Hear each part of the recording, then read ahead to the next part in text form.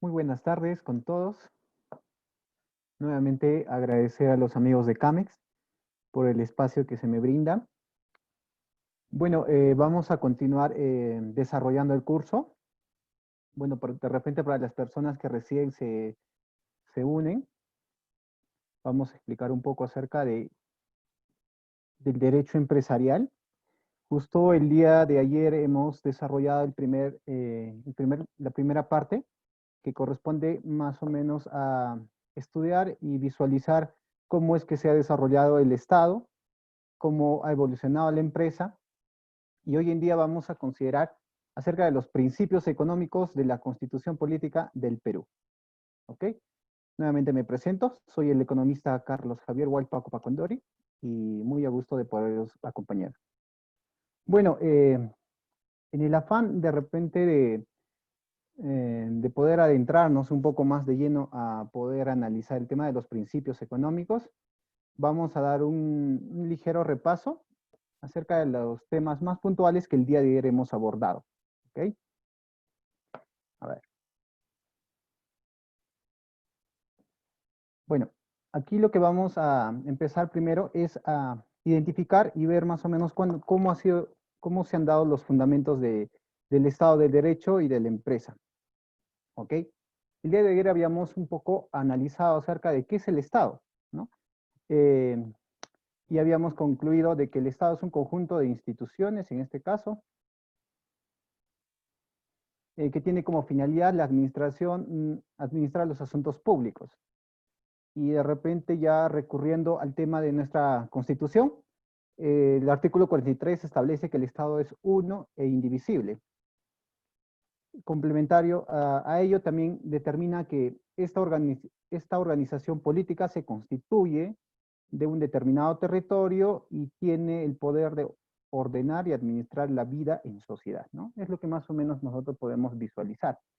Otro artículo, que viene a ser el artículo 45, también añade que el poder del Estado emana del pueblo, ¿no es así?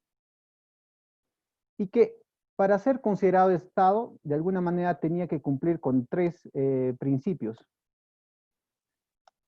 Uno es que debe tener una población, el segundo debe tener un territorio, y por último debe tener el poder para ejercer de alguna manera todo tipo de medidas o decisiones respecto a un territorio y de manera de repente más directa hacia la población que comprende.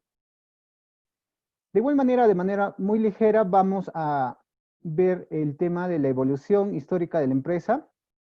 El día de ayer ya lo hemos explicado muy detenidamente, pero a grandes rasgos podemos identificar que han sido de repente 6 hitos muy importantes los cuales se ha dado a lo largo de la historia para identificar más o menos cómo se ha suscitado este tema de la evolución.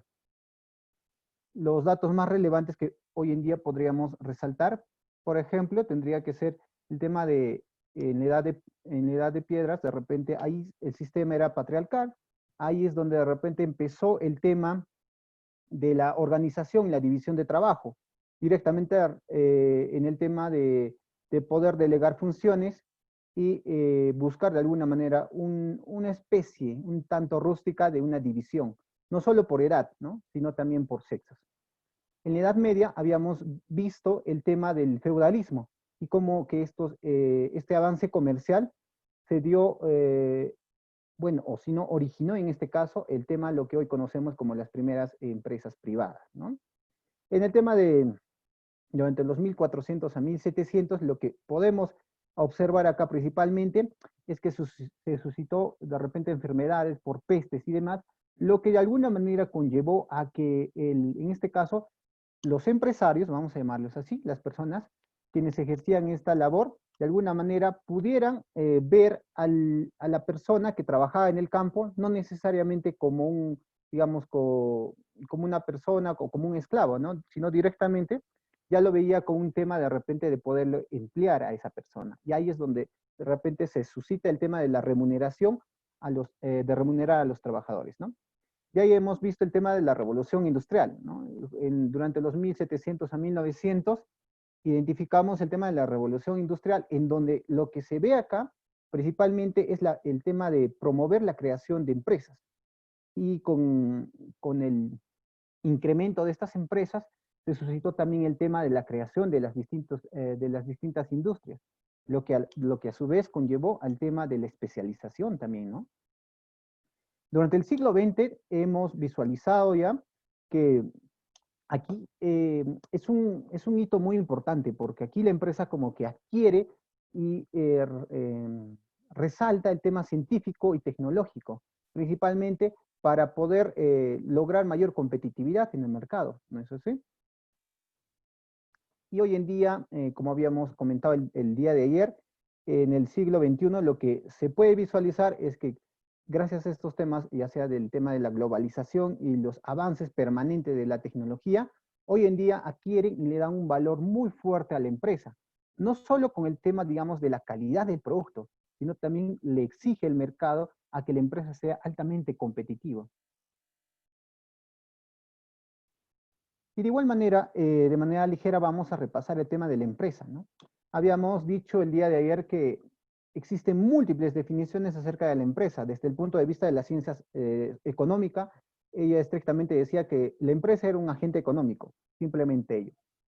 Desde la ciencia contable, de repente recurría a que es una entidad que realiza un debido balance de sus estados financieros, desde el punto de vista jurídico y desde el punto de vista administrativo de igual manera, ¿no? Y un dato, bueno, una concepción que de alguna manera nos ha llamado bastante la atención viene a ser desde el punto de vista del emprendedor o empresario, ¿no? En este caso, el emprendedor o empresario lo denomina una empresa como una especie de un hijo, ¿no?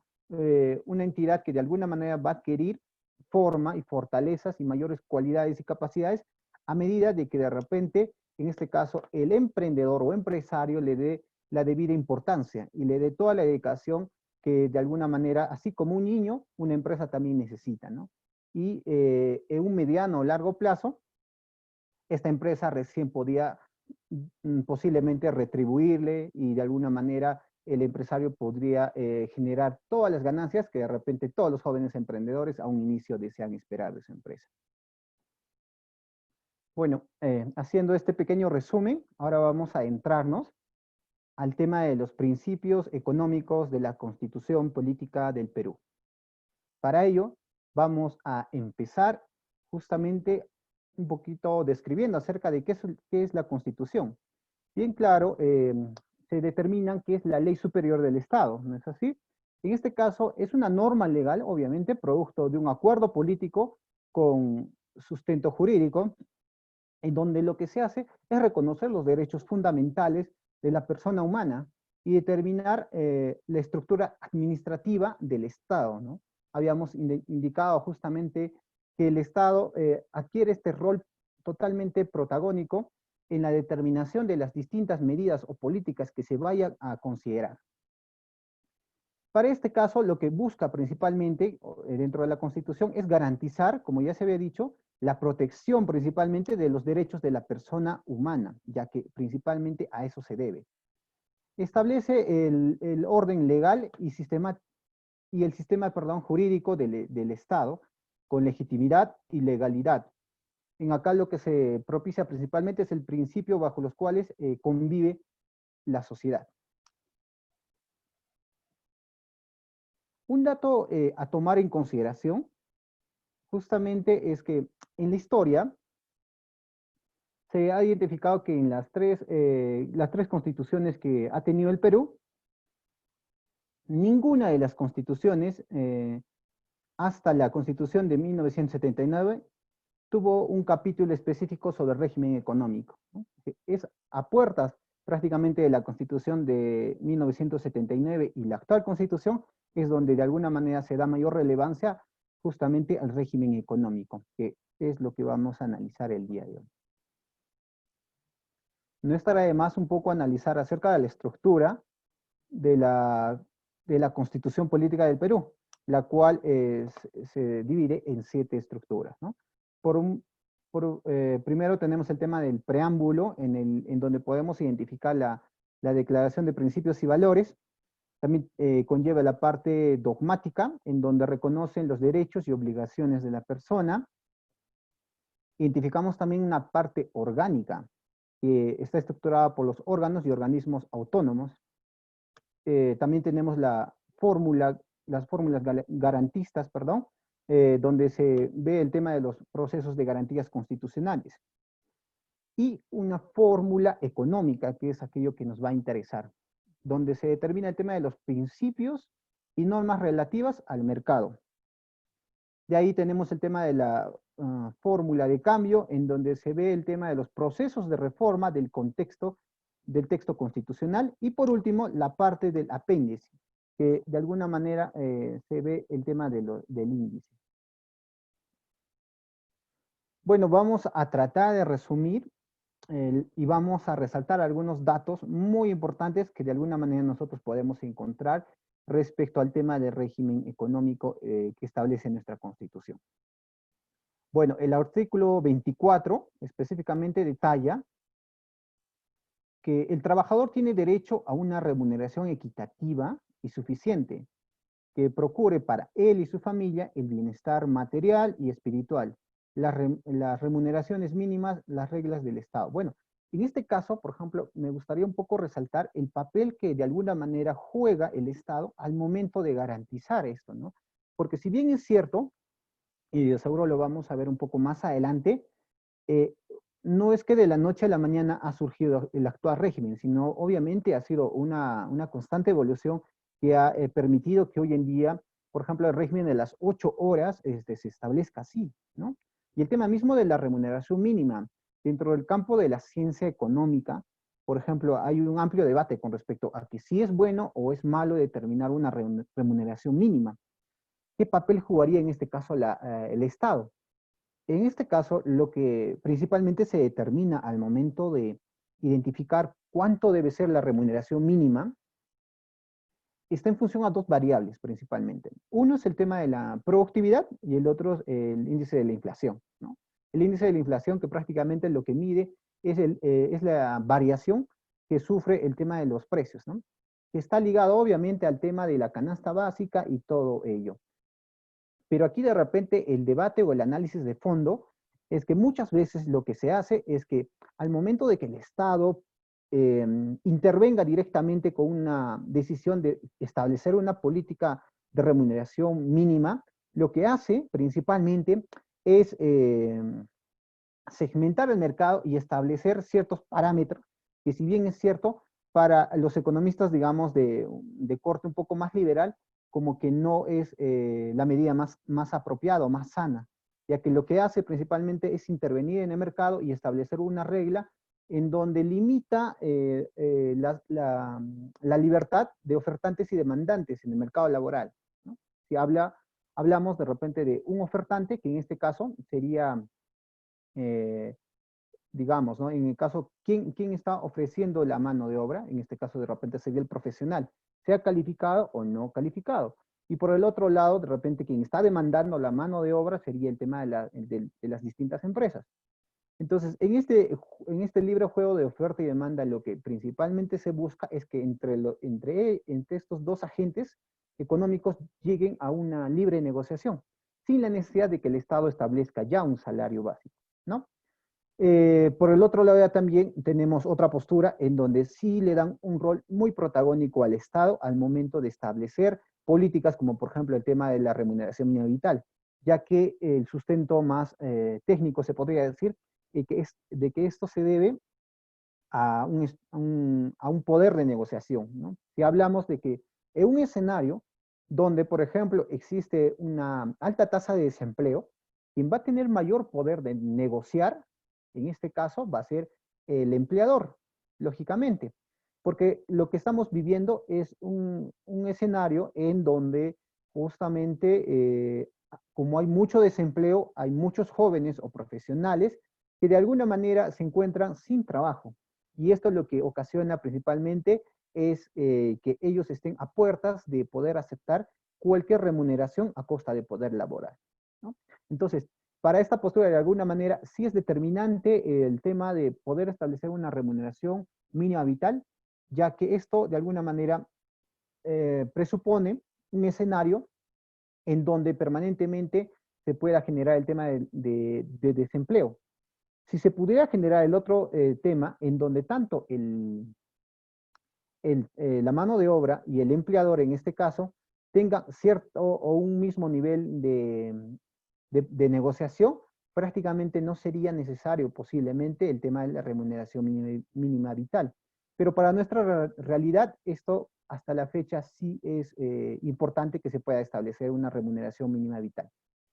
Bueno, pasando un poco acerca del artículo 25. Textualmente voy a citar, dice, la jornada ordinaria de trabajo es de 8 horas, como ya se estaba comentando, y 48 horas a la semana como máximo, ¿no? El artículo 26 también establece, en la relación laboral se respetan los siguientes principios. Tenemos el tema de la igualdad de oportunidad, el carácter irrenunciable de los derechos reconocidos, interpretación favorable al trabajador en caso de duda eh, insalvable sobre el sentido de una norma. De repente esto me va a dar pie a poder comentar un dato muy interesante.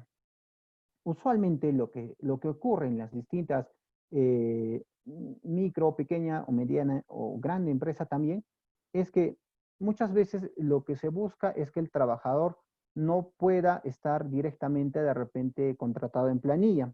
Y lo que se está recurriendo usualmente es de repente a que el empleador le solicite tan simplemente un recibo por honorario profesional, con el afán lógicamente de no asumir todas las responsabilidades que vienen a ser el tema de las gratificaciones, la CTS, el pago de repente de contraprestación por temas de salud y todo ello.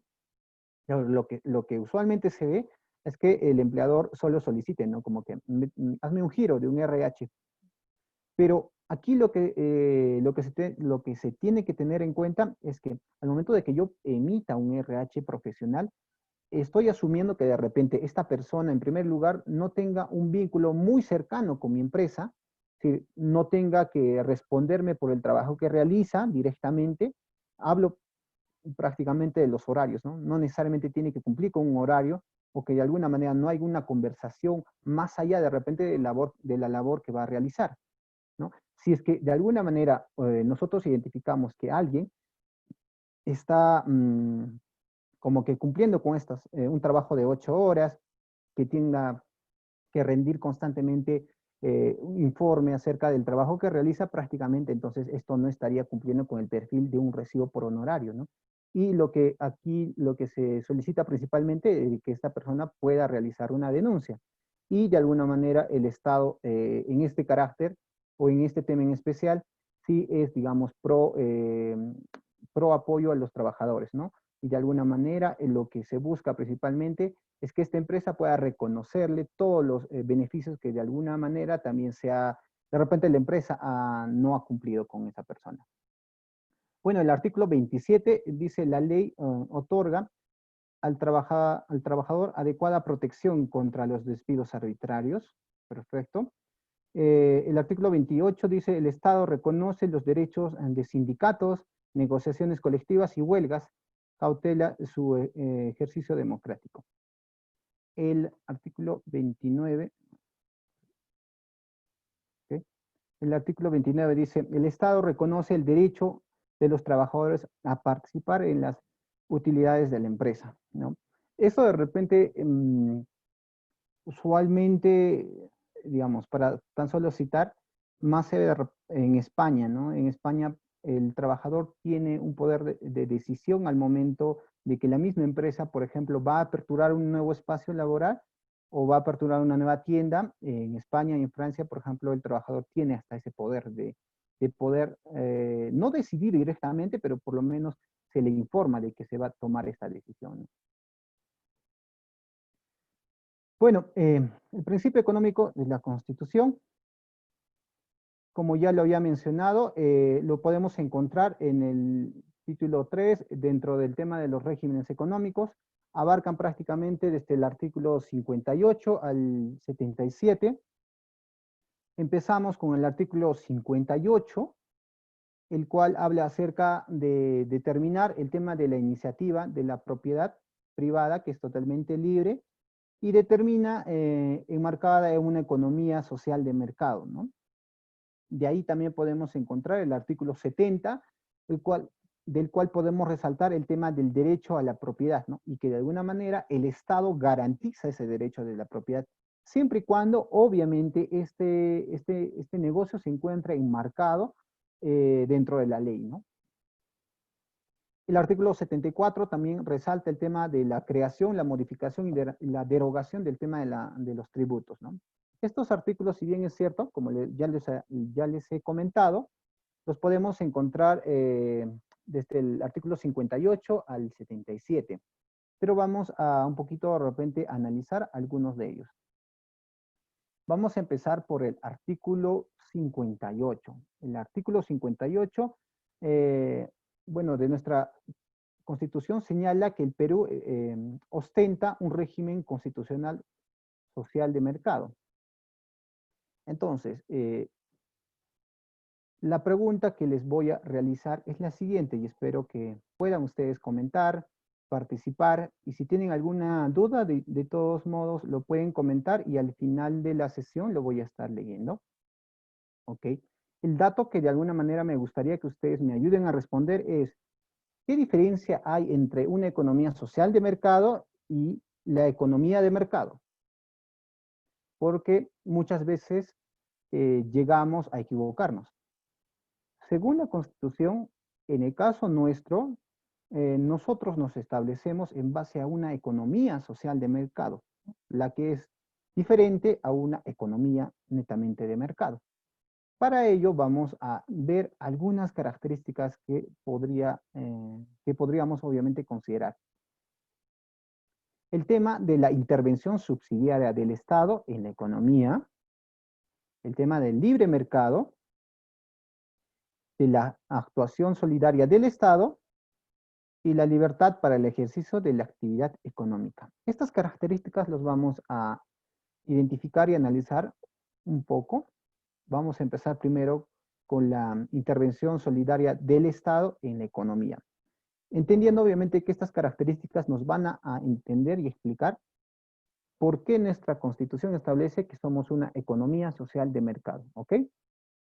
Bueno, el tema de la intervención subsidiaria del Estado, lo voy a leer, dice, el Estado peruano puede intervenir subsidiariamente en el ámbito de la producción u distribución de bienes o en la prestación de los llamados servicios, solo cuando se encuentren fehacientemente acreditados que por la inactividad de la iniciativa privada, dicha provisión no atiende la demanda de la población, principalmente en las áreas de salud, educación e infraestructura. Bueno, lo que podemos resumir en sí aquí es que netamente identificamos de que esto se da cuando existe una ausencia de una actividad económica. Hablamos netamente del sector privado. Y cuando la actividad económica desarrollada sea deficiente en este caso, por la entidad que le está prestando, ¿no? Porque de hecho, el objetivo en sí del Estado no es de repente ejercer el rol de una empresa, sino que prácticamente lo que hace es acudir a espacios en donde no existan, digamos, una actividad económica, principalmente en temas de salud, educación o infraestructura y todo ello. Si no existe actividad económica privada que esté de alguna manera satisfaciendo la necesidad, o si es que le está haciendo de una manera muy deficiente, el Estado juega este rol protagónico de poder de alguna manera de realizar esta actividad y poder brindar el servicio.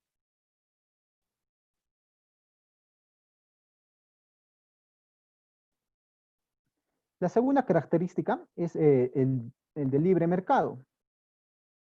Bueno, en este caso, el libre mercado entendemos que es un espacio donde obviamente confluyen ofertantes y demandantes que realizan el intercambio de bienes o servicios.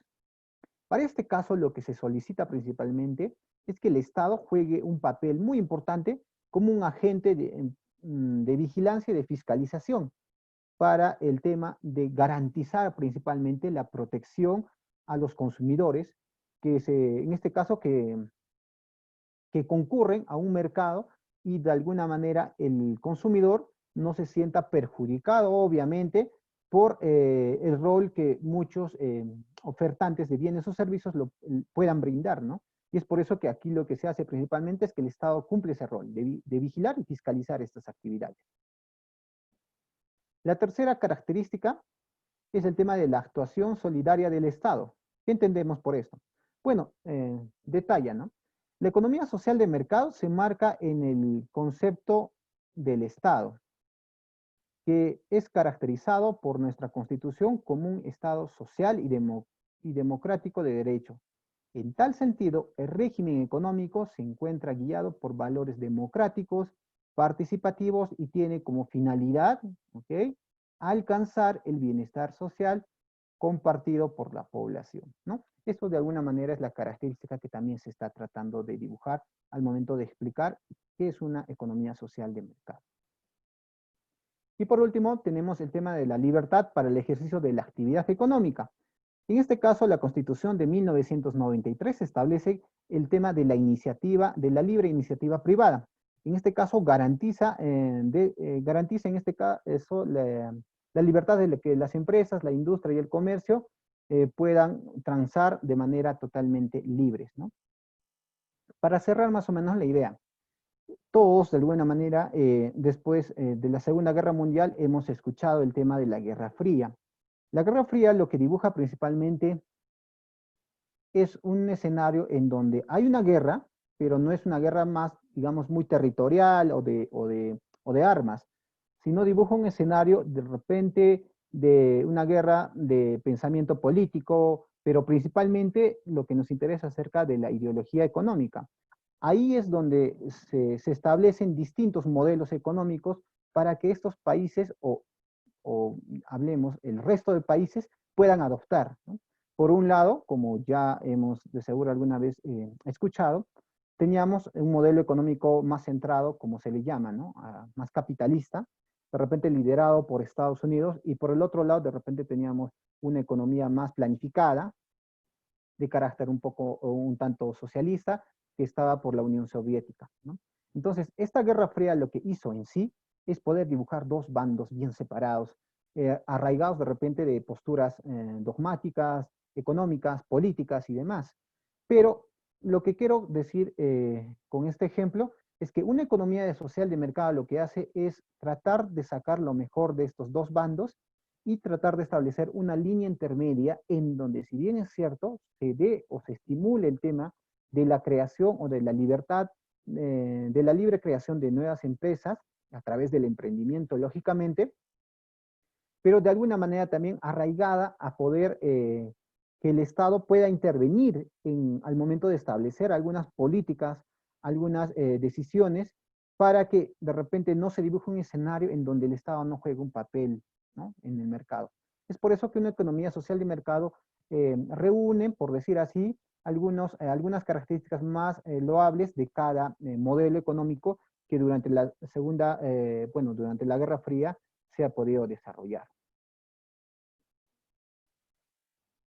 Bueno, ¿qué podemos decir acerca de la libre iniciativa privada? Aquí lo que se puede encontrar en la Constitución es que se establece un marco normativo, ¿no? En este caso, el Estado promueve la inversión de manera descentralizada, ¿no? Eso es lo que de alguna manera se busca.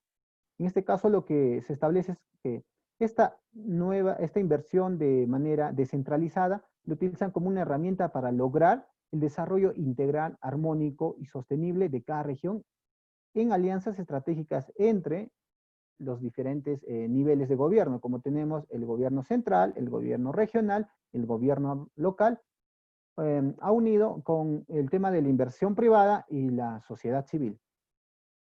Entonces, lo que nosotros podemos resumir de esta libertad que establece la Constitución es que lo que busca es el desarrollo integral, armónico y sostenible de cada región, y esto se va a conseguir con la alianza que establezca entre la sociedad civil, el gobierno y netamente el tema de la inversión privada, que como ya lo hemos explicado el día de ayer, juega un papel primordial en nuestra economía. Bueno, ahora vamos a dar pie a desarrollar otra pregunta que establece cómo el gobierno puede promover el desarrollo de un país. De paso, también les doy pie para que ustedes puedan responder esta pregunta. ¿Cómo creen ustedes que el gobierno pueda promover el desarrollo de un país?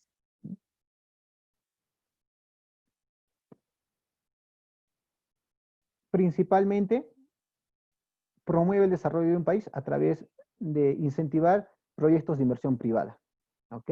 En todos los niveles. No solo hablo en el tema, digamos, de la inversión privada, digamos, de un nivel más minero, no, sino en todo nivel de inversión privada. Para este caso, a ver, perfecto.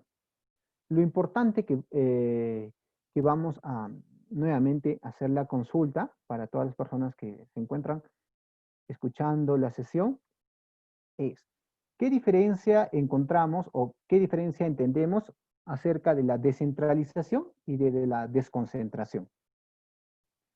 A ver, les doy la posibilidad para que todos ustedes puedan comentar qué diferencia encuentran ustedes o qué entienden en este caso por la descentralización y por la desconcentración. Comenten si desean. Voy a revisar, espero que...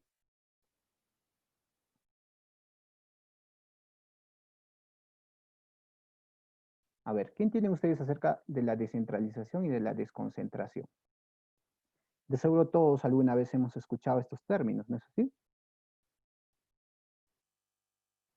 A ver, vamos a dar respuesta un poco. Para este caso, vamos a citar un poco a un economista, que es González de Olarte, el cual nos puede explicar, digamos, cuál es la diferencia entre la desconcentración y con la descentralización, y a la vez también nos va a explicar un poco acerca de cómo estos hechos han intervenido en la conducta y principalmente en el comportamiento de los agentes económicos hoy en día. Esto lo podemos encontrar en su libro que dice el modelo centro-periferia, en el cual establece y explica un poco acerca de cómo se han estado dibujando el tema de la descentralización, que viene a ser un problema del siglo XIX, y el tema de la concentración económica, que viene a ser un problema del siglo XX, y cómo estos dos, vamos a llamar estos dos problemas de cada siglo, se han juntado en el siglo XXI y hoy en día lo que han generado principalmente es generar economías duales. Al momento de hablar acerca de economías duales, lo que se está queriendo explicar un poco es que tenemos, vamos a llamar así, una economía europea y una economía, digamos, más del continente africano. Dentro del rubro vamos a llamar de la economía europea, lo que encontramos principalmente es acerca de Lima, ¿no? Que tiene el 30% de la población y que a la fecha produce alrededor del 50% del PBI. Y por el otro lado tenemos a todas las periferias, como lo llama, y a todas las demás regiones que no, obviamente, excluyendo a Lima, y que de alguna manera no crecen, si bien es cierto crecen, pero no crecen al mismo ritmo de Lima. Y esto lo que genera en sí es que se ha concentrado el desarrollo de la economía principalmente en la región de Lima.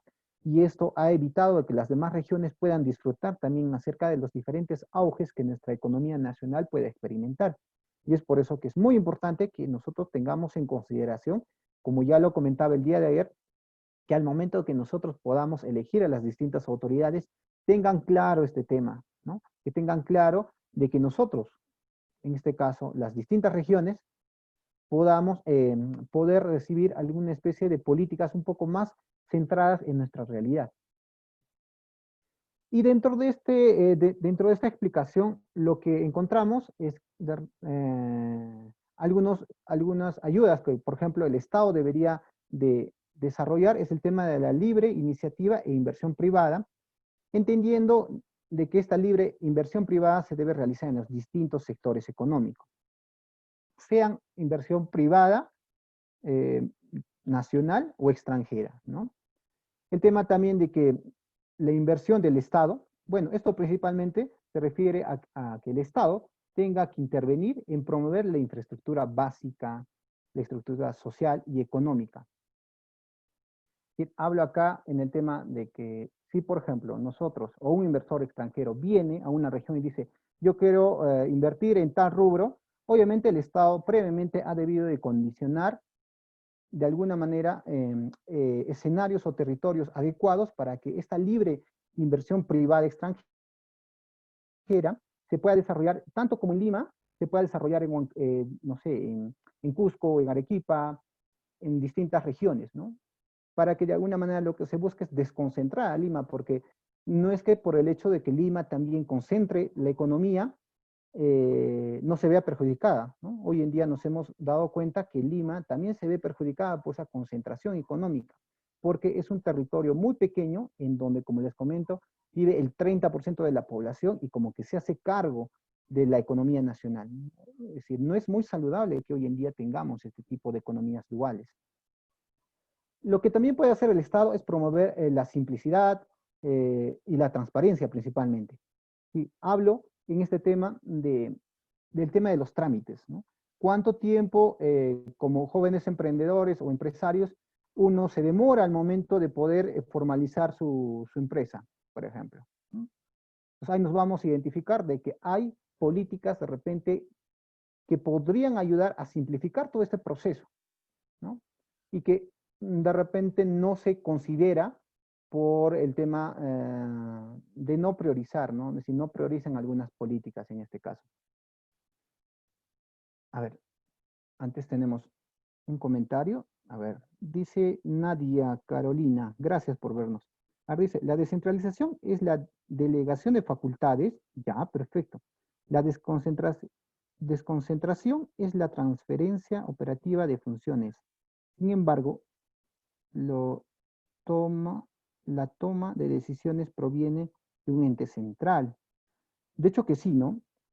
En el tema de la descentralización, de repente un poquito respondiendo o acotando a lo que comenta Nadia, es un tema que hoy en día debería ocupar la agenda primordial, porque lo que se ha visto realmente es que todo, por ejemplo, todos los que somos de las distintas regiones, exceptuando Lima, al momento de poder adquirir algún producto o lo que fuera, siempre el producto va a tener mayor comodidad de precios en Lima, ¿no es así? Entonces, al momento de ver tan simplemente ese fenómeno, lo que podemos evidenciar es que, mal o bien acá lo que existe es una concentración económica principalmente. Es decir, hablo de que los costos, por ejemplo, de traslado y demás, de alguna manera son más eficientes, si podríamos decirlo así, en términos, digamos, monetarios, en Lima, ¿no es cierto? A comparación de otras regiones.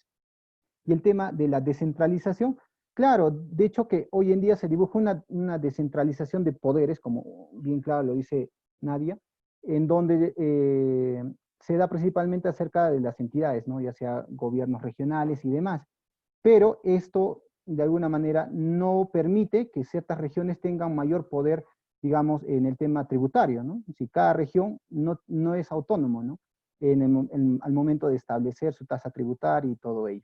Bueno, es un tema que muy amplio, que lo podemos estar analizando después. Bueno, ¿el Estado qué más puede hacer? El Estado puede, de alguna manera, promover la libre competencia y también garantizar la estabilidad, que es algo primordial. Hoy en día lo que se busca, o lo que buscan principalmente los inversores, extranjeros principalmente, es encontrar empresas, encontrar países en donde se tenga una estabilidad, ya sea jurídica, económica y política, ¿no es así? Bueno, ahora vamos a pasar un poco a hablar, ya sé que este tema es un tanto pesado, pero es necesario que nosotros también sepamos más o menos la coyuntura o el marco que engloba el aspecto económico dentro de nuestra Constitución. Dice, la pregunta es, ¿qué tan fácil es crear una empresa en el Perú? Para ello, voy a comentarles, el Banco Mundial periódicamente desarrolla un ranking, que es el Dow Business. Lo que aquí se busca principalmente es identificar eh, hace un estudio de 190 países en donde califica y determina qué tan fácil de alguna manera es aperturar una empresa en tu país. Y para el caso nuestro, o para dar respuesta principalmente a qué tan fácil es crear una empresa en el Perú, es necesario leer el siguiente dato, que dice, un empresario en una economía de ingresos bajos, ¿ok? Gasta un monto similar al 50% del ingreso per cápita de su país en iniciar una campaña, mientras que un empresario de una economía de ingresos altos gasta solo el 4.2% de su PBI per cápita. En el material que se les ha dejado en la parte superior, ustedes pueden encontrar el link donde de alguna manera también puedan visualizar cómo es que las distintas economías o los distintos países en qué posición se encuentran. Pero vamos a ver acerca de los pasos para constituir una empresa para el caso peruano. El día de ayer habíamos visto los 6 pasos, ahora solo lo voy a nombrar.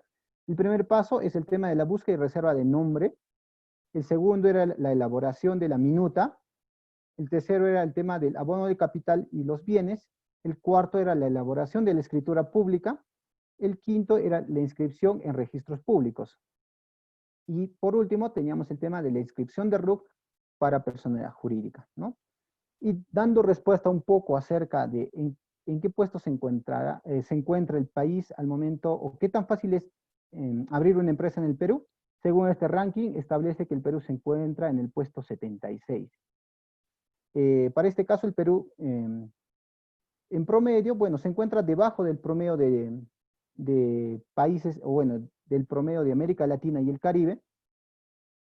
Pero un dato a tomar en consideración es que, según la Cámara de Comercio de Lima, dice que esto se debe principalmente al tema de las trabas burocráticas, que hace que de alguna manera los emprendedores inviertan alrededor, ¿ok?, de 26 días y que inviertan un monto de $550 en promedio, ¿no? Por otra parte, lo que también podemos evidenciar es que en países, como por ejemplo un país vecino, que dentro del contexto de América Latina y el Caribe se encuentra en el puesto más favorable, que viene a ser Chile, le cuesta de 5 a 6 días poder aperturar una empresa. Y su costo sería de $93 en promedio, ¿no? Entonces, de alguna manera, esto evidencia que principalmente el tema de las trabas burocráticas limitan bastante a que los jóvenes hoy en día de repente quieran obtener este carácter de la formalización. Según el INEI, en promedio al día nacen, por decir así, alrededor de 800 empresas, ¿okay? Sean micro, pequeñas, y diariamente también cierran alrededor de 500 empresas, es decir, más de la mitad. Y es por eso que es muy importante que hoy en día lo que nosotros tengamos en consideración también es identificar acerca del índice de la libertad. Lo que busca principalmente este índice de la libertad es identificar en qué países es más oportuno y más accesible el tema, ya sea de aperturar una empresa. En la imagen que nosotros podemos visualizar, tenemos de azul, digamos, los países considerados más libres, que coincidentemente, si ustedes también visualizan en el ranking, prácticamente son los países de Nueva Zelanda, Singapur, Hong Kong, Estados Unidos, ¿no? En el segundo cuartil, prácticamente ya de repente son países, digamos, no tan, es decir, dentro del ranking del índice de la libertad, de repente no tienen el índice más adecuado, pero por lo menos se encuentran, ¿no?, en arriba del promedio, que viene a ser el tema de México. También Perú está ya entrando prácticamente, porque lo que se busca hoy en día es eso, ¿no?, tratar de reducir la carga burocrática principalmente para que todos los emprendedores o empresarios hoy en día tengan ese espíritu y esa noción de poder siempre apostar por la formalización, ¿no? Que es un tema que siempre lo vamos a hablar, es un tema muy saludable para el país principalmente. Bueno, sin más que decir, deseo simplemente agradecer bastante a las personas que se han sumado a la exposición. Entiendo de que el tema hoy en día no está muy ligado de repente a poder ya determinar de una vez por todas qué tipo de empresa voy a determinar, cuáles son las características al momento de determinar si quiero ser una SAG, una SRL o una IRL, pero dentro de la estructura que hemos visto conveniente desarrollar, bueno, es conveniente también saber un poco acerca de cómo va nuestra economía, cómo va más o menos las políticas económicas respecto al tema de la accesibilidad a que nosotros podamos aperturar una empresa, ¿no? Entonces, sin más que decir, agradecer bastante y de repente las personas que estén gustosas de poder realizar algún comentario o tengan alguna inquietud con respecto a algún tema que ustedes han visto conveniente, puedan realizar alguna consulta si es que lo ven así, o si es que no, bueno, agradecer bastante por el tiempo brindado principalmente.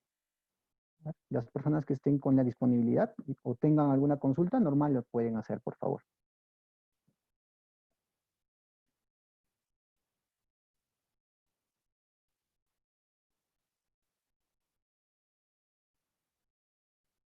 A ver, Patricia, a ver, si tienes alguna consulta o Nadia, si tienen alguna consulta, de todos modos, es gustoso de poder resolver. En todo caso, si no, también aprovechar para invitarles. El día de mañana vamos a tocar un tema muy importante, que si bien es cierto, me hubiera gustado desde ya poder considerar, que es acerca de las ventajas y desventajas de poder aperturar una sociedad anónima abierta, una sociedad anónima cerrada, una SR, una empresa individual de responsabilidad limitada y demás, ¿no? De hecho, que es un tema que seguro les va a interesar bastante, y ustedes en su mayoría que de alguna manera se abocan más al tema de las importaciones y exportaciones, hay algunos temas muy importantes que considerar, y en todo caso, estaría invitándoles para que el día de mañana, por favor, el día de mañana sí vamos a tocar de fondo estos temas, puedan unirse, por favor, a las 2 de la tarde, a más tardar 2:10 estaremos empezando. Y bueno, si tienen alguna inquietud, vayan consultándolo a sus familiares para poder de alguna manera alcanzarme las consultas. De todos modos, muchas gracias nuevamente, agradecer bastante a Camex por el espacio que se nos brinda. Y el día de mañana, como les reitero, por favor, a las 2 de la tarde vamos a tocar de fondo el analizar cada una de las sociedades, ya sea como, en este caso, como persona jurídica, o también las ventajas y desventajas de poder aperturar como persona unipersonal, ¿no? Entonces, sin más que decir, muy agradecido a los amigos de Camex y muchas gracias por su sintonía. Hasta luego. Gracias.